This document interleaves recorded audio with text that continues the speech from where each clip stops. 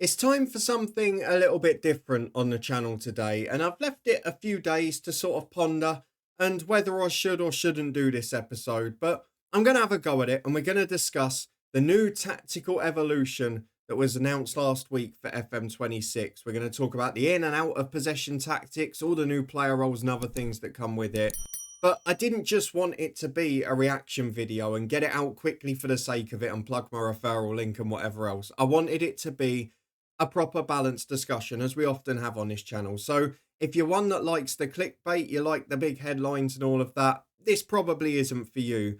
It's going to be a bit more of the ramble style, where we look through a few of the potential positives and, of course, a few of the areas of concern I have after the announcement.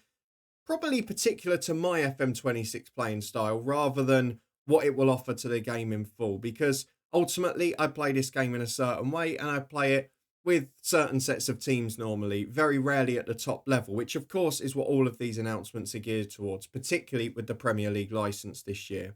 So we're going to talk about the tactical evolution in FM26. Of course, I would love to hear your thoughts on it in the comments below, what you're most excited about or potentially most worried about from it.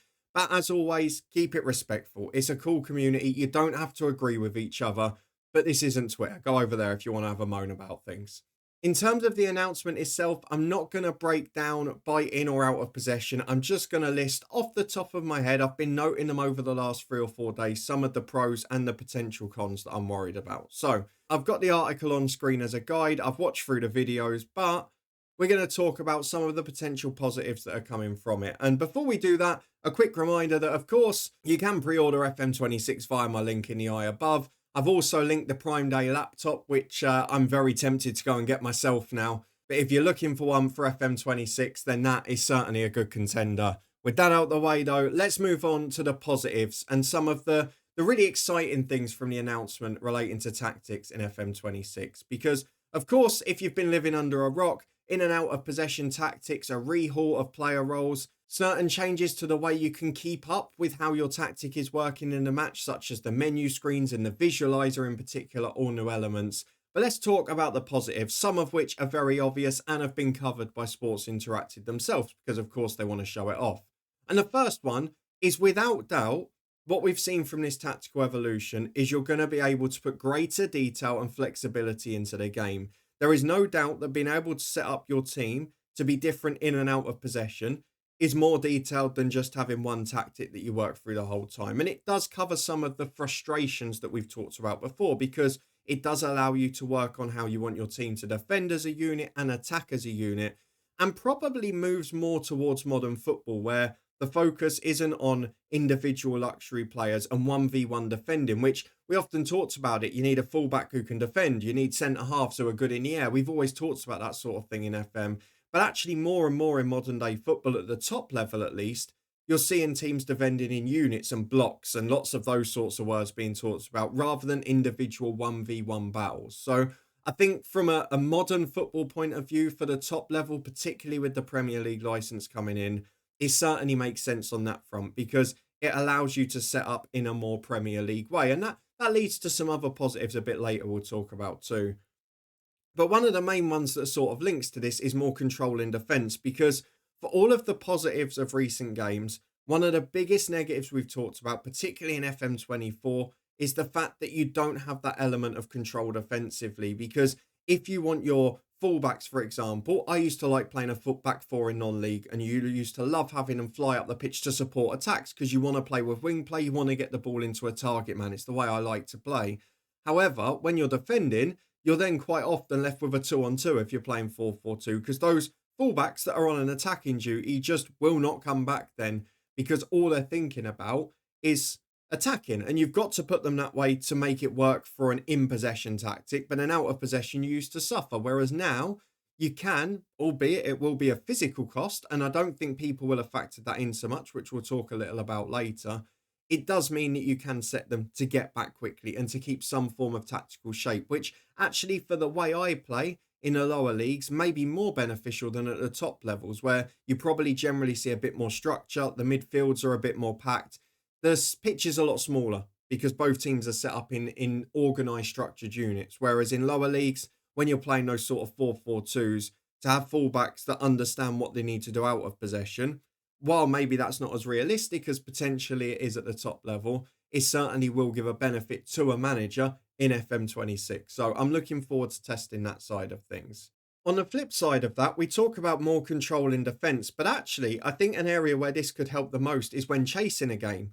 Now, if we go back to some of the older FMs, I mean, this year we've been playing retro games on the channel, and I pick FM09 in particular because when you were a goal down in a game, or let's say we were a goal up as the human manager, the AI would then always at halftime just chuck four up front and just go 4-2-4 or 4-3-3, chuck an extra body forward being the point, because that's what used to happen a lot there and still does happen a lot in the lower leagues and non-league. However, what it did mean is defensively, you would just see this 3 or 4 standing up front and there would be absolutely no support then to the counter, meaning that these sides often lost by 2 or 3 and the AI perhaps wasn't as competitive. And to be fair, even in FM24, you used to see sort of 2 examples of that, which is when it got to 2-0, the manager would then go for it. If you were 2-0 up at halftime, you would quite often either come out and win 5 or 6, or you would then go and lose 2 or 3 goals straight away because there was only sort of one switch that could be flicked when it came to being aggressive and change into a more attacking formation. But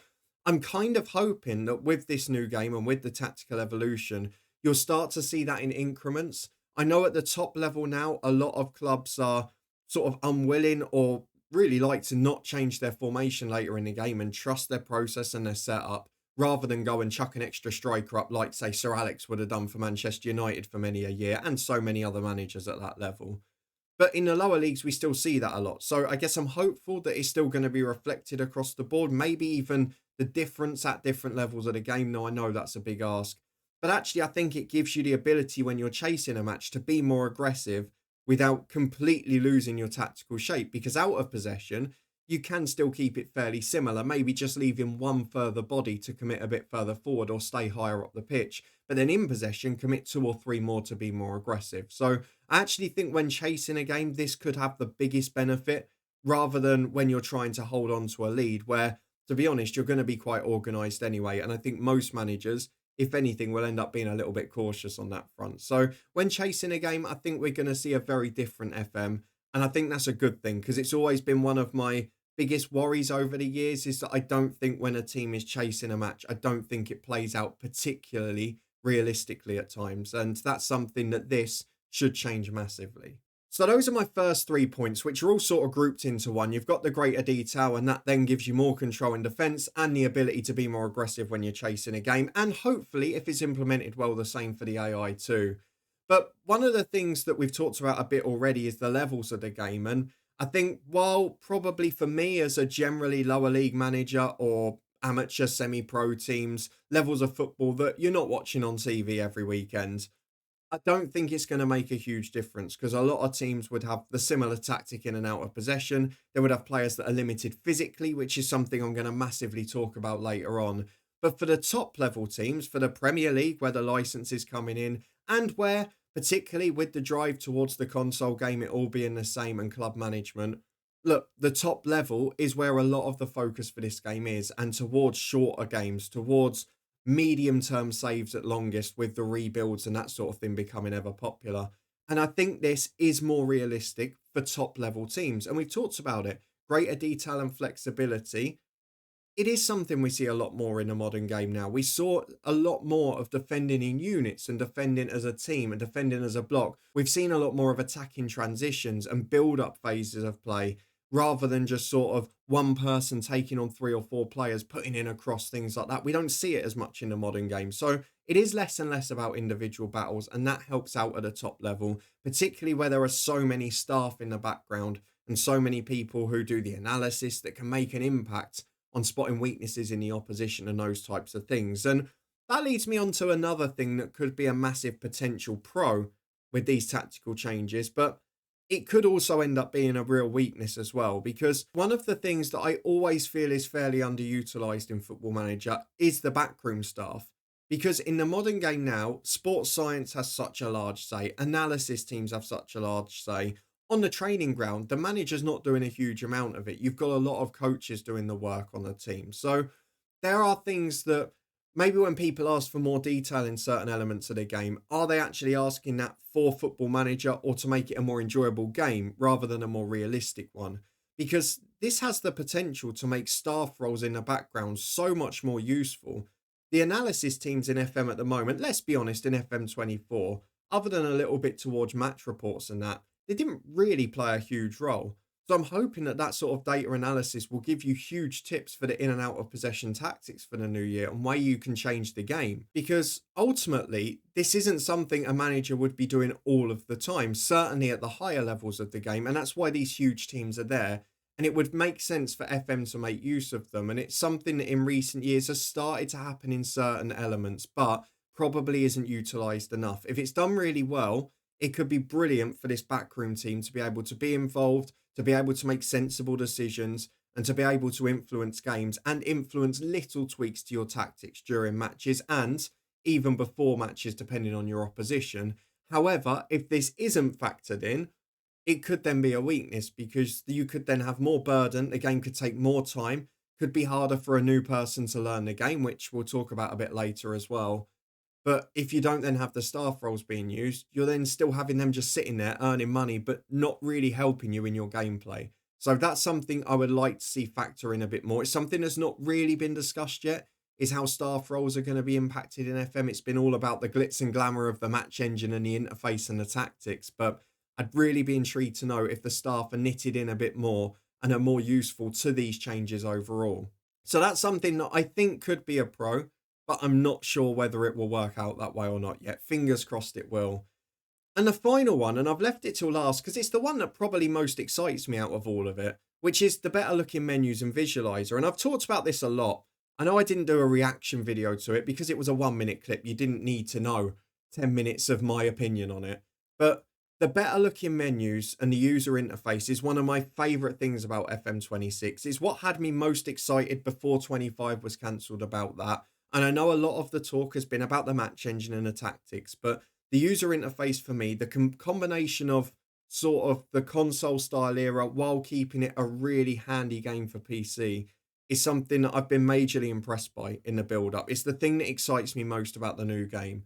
And I really think the look of the tactics screen, where things are done in a more visual concept rather than just being tons and tons of click down menus, going to make a real difference to the game. Having a game that is more clickable rather than one that is more menu based. And there's no better example of that than the visualizer, where you can see your tactic come into life throughout the game, even in between highlights, to see where your teams are during the match, to see where the average positions are, and those sorts of things that we see a lot now in TV coverage of the big leagues. But again, my only question is, how's that going to impact lower down the leagues where AI managers don't make as smart decisions? Is it going to be that they generally leave those things alone? Or is it going to be that they implement them badly and then it becomes too easy to climb through the leagues in FM, particularly in sort of England where there's 6 tiers, something that, again, has been a concern before. So it's another one that I massively love the look of, but behind it, at the level I'm going to be managing at lower leagues, I just hope that it's a little bit more nuanced. I hope it's a little bit more either we're going to leave it alone because we've not got that capability or we've not got that level of team, and that's where the backroom staff come into it again, or we're going to implement it to a fairly basic level so there's not as much to go wrong. We'll wait and see which it is. So those are a lot of the things that should be positives for the new game. Okay, with everything, there's a few elements of concern, but the tactical evolution generally is really exciting. However, when it's pumped out and when all the media announcements and the press stuff's done, of course, all the positives are plugged. But over the few days and discussing in Discord, in live streams and that, there are still a few worries for me as well. And we're going to discuss them a little bit. Again, none of them may be wrong. I'm not negative about the game. I love FM. I absolutely adore it. Play 1,000 hours every year. I'm not going to complain about it. But these are things that concern me, that could go wrong or potentially might be a problem with the feature for me, which I'm hoping there won't be. And again, I'll say it as I did at the start of the episode. You don't have to agree with me. It's fine. Nobody has to agree here, but be respectful. That's all we ask, because it's good to have a debate. Not everyone has to have the same opinion in life. It's fine. So the first concern for me is the pretty obvious one, which I think has been discussed a lot, particularly in the Discord, which is there is a lot that could go wrong. If you've got two tactics being used by each team in every match rather than one, you have statistically got twice the amount of things that could go wrong with a hugely complicated AI algorithm in the background that's in charge of the graphics engine, the user interface, the tactics, the AI manager's decisions, the coach's decisions, all of the background things. There's a lot more that could go wrong, exactly twice the amount. And of course, with new roles and other things as well, that could make it even more severe. Of course, on the flip side of that, and it is very important to note, if you've got twice the amount and it's done really well with 2 years to work on the game, you've also got twice the things that could go right and make it a very exciting thing. But as I mentioned before, I'm focusing on me mainly as a lower league manager or a lower level, lower reputation league manager. And a lot of these teams, clubs, leagues wouldn't have a huge focus on these sorts of things. And that's where I worry in FM with poorly rated staff, with less players, smaller squads, particularly the physical demands, which we'll talk a little bit more about in a minute. Is it going to hamper lower league sides and make those leagues less competitive if you're a sensible human manager? That's the only concern I have. But I think at a top level, as I mentioned before, is actually going to end up working really well, where you can rotate players, where you can put more physical demand on people. You've got 5 substitutes at all of those leagues. In those situations, it works great. At the level of the game I'm probably going to be managing most of the time, little bit more of a concern.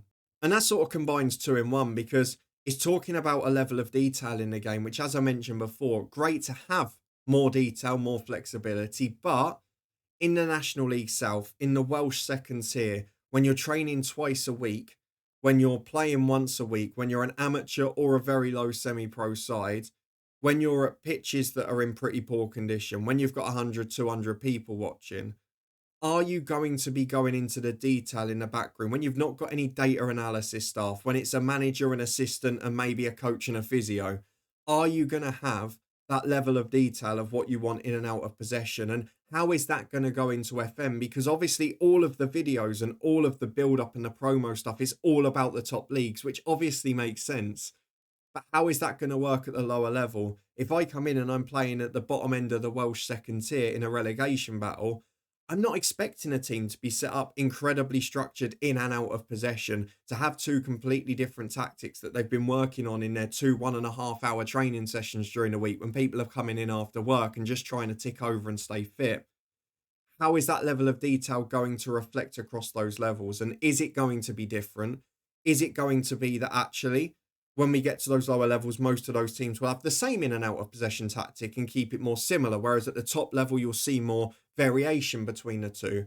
If that's the case, then phenomenal. I'm so excited, but I just hope that it doesn't mean at the lower levels we're going to see things that generally would never really happen. And that's a worry for me as someone who watches a lot of lower league football, both live and on TV. But fingers crossed, my hope is, and the way I'm seeing it in my head, is that when you're looking at semi-pro, amateur and sort of lower level professional sides, a lot of the time you are just going to see teams that are setting up with the same in and out of possession tactic and maybe slight variations in roles and in what they expect them to do, which is just as simple as a message you would give in non-league to say to your left back, once we're on the defend, once we lose the ball, I need you to get back into that back 4 and make sure we've got a good shape and we'll get the 2 banks of 4, the old traditional cliche. So that sort of thing. That's how I'm seeing it in my head. Obviously, because we don't know about the lower levels of the game yet and how it's going to be introduced, I'm still worried that it's going to try and be like the Premier League or be coded to be the same way rather than adapt to the level they're at. I guess the biggest concern for me before we move on to the individual player elements is definitely in terms of save types, because I think I'm in the minority now who still loves the long-term 20-year, 25-year build a nation, take a club from the bottom to the top type save, rather than a sort of the rebuild, the modern era. So with that in mind, a lot of these changes are obviously going to be focused to the top level of the game. We have to accept, for me as someone who's in the minority in the way I play the game, and for a game that wants to attract new players, that it has to focus more on the sort of the arcade style, the shorter and medium term, and have to cater towards the types of saves that most people play these days. And as a result of that, it will probably have a slightly more negative impact on me because I'm someone who's going to be playing 20-year saves, but I still think for the game overall, it's a positive. And the more people playing Football Manager, the more features we get in the future and a better game we get. So it's a bit of a weird one to put in a potential concern because it's a very personal one rather than one that affects the majority of players. But I know for me, for my community, and for the small group of players who play it the way I do, that's something that is potentially a worry. Will the AI be able to adapt to the longer term? Has the focus actually been on fixing some of the big issues we saw on FM24 towards the end with transfers 10 years in the future, with the way the AI deals with the transfer market, with tactics, with player squad sizes later on, which will have an impact on the tactics if you've got a smaller squad and fitness issues, for example? Is it going to be focused on that? Or actually, is all of the work going into short term tactical things and people that will have more detailed saves, but potentially shorter term ones in the future? So, something that's probably not a con for the game overall, probably not a negative for the game overall, but certainly for me and the way I play, is something that maybe I will be a little bit worried about. But then on the other side of that, and my other big concern and worry was watching the video about the advanced tactical evolution, is there was actually a question asked about how it would be for new players, because that's the main aim of this, is to attract new players to the game, make the console version significantly better. Obviously, you're trying to attract a new fan base from the women's game. We've talked before about the fact that they're almost two entirely different fan bases that go and watch those games live. And my question is for new players, how easy is it going to be? Because they sort of half answered it in the video, but I was expecting them to say, well, we're going to have these big tutorials. One of the key things we want to do is make sure it's easier for new players than ever. But actually, the answer surprised me because it sort of skirted around it a little bit and didn't give that answer.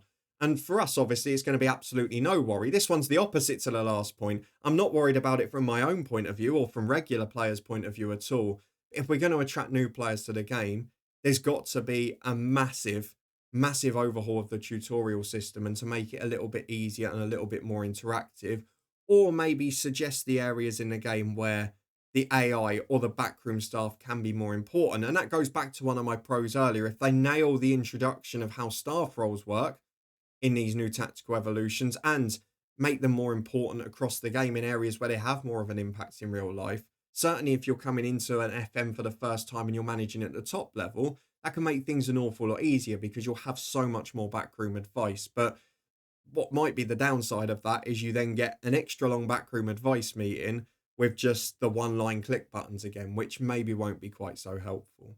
And a combination of those two things leads me to my last sort of worry or concern, maybe, about the overall aspect of this before we go into one thing that I've left alone because it's slightly separate.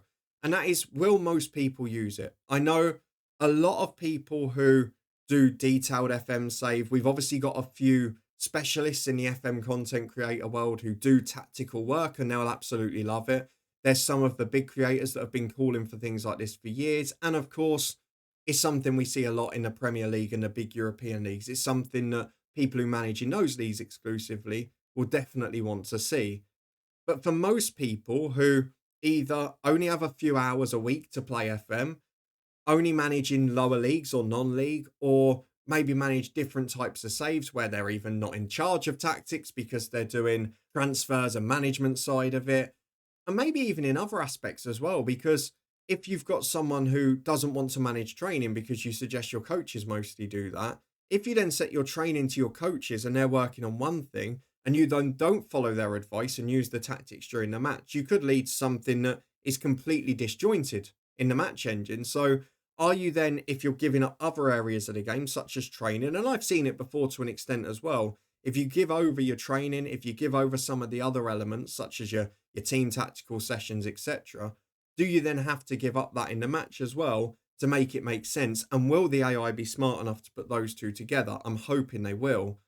If you don't, and you then start doing things that are slightly different on a match day with your tactic, is that going to have an impact as well? Because that's something we see a lot in the modern game now, where managers are changing more frequently than ever before at football clubs. Owners are going for appointments that have completely different styles of football every 3, 4, 5 months and then expecting it to click instantly, which isn't going to happen. And we know that there is a section of the FM player base that love to say that FM is broken because they can't get a certain tactic to work. And of course, in some cases, there are exploits, problems, whatever, with the match engine, with the animation engine, and with the way that tactics work in FM. However, there are going to be some instances where people are saying, well, this doesn't work because of the things I've just mentioned. And actually, there's nothing wrong with the game. But is that then going to lead to changes and updates and tweaks later in the year, as we saw on the sort of transfer front in FM24, that then actually harm the game overall because it's listening to people who aren't maybe paying the full attention to it? And a lot of people won't want to put hours and hours into setting up in and out of possession tactics for a National League South team. And a lot of National League South teams, even if you set them up perfectly, part-time training players won't be able to implement it perfectly. So then am I going to be saying, well, FM's broken because I can't get my players to do this? When actually, the reality is they're training twice a week. They're training 3 hours overall. They're also working on fitness, set pieces, and other things. How on earth do you expect them to learn a tactical shape? It's going to take years. So there are those areas that concern me. Will people use it? Will people think it's being used correctly, even if maybe there's nothing wrong in the background? They're all concerns I've got running through my head. So my advice would be probably avoid the forums for the first couple of weeks after the beta comes out, because it might be a bit messy in there. And then we've got one thing that's not really a positive or a negative, but I've just sort of left it separate till last because it's sort of half about the issue, but it's about an impact it's going to have on something else more so. And that's player fitness, which is something I wanted to discuss. Obviously, we're seeing more injuries in the modern game at the top level, sports science impacts. We've talked a little bit about that earlier on. But fitness is going to be key in this for me because, again, I mentioned the levels I play at. You've normally got smaller squads, you've got part-time squads, you've got less fit players, you've got players with less stamina, all of the physical attributes and all of that. However, if you're setting up these tactical shapes and perhaps you've not got as much knowledge or you've got a more demanding tactic, it is surely going to have a drain on fitness in certain areas. So I use that example again of the fullbacks in National League South or in a Welsh second tier.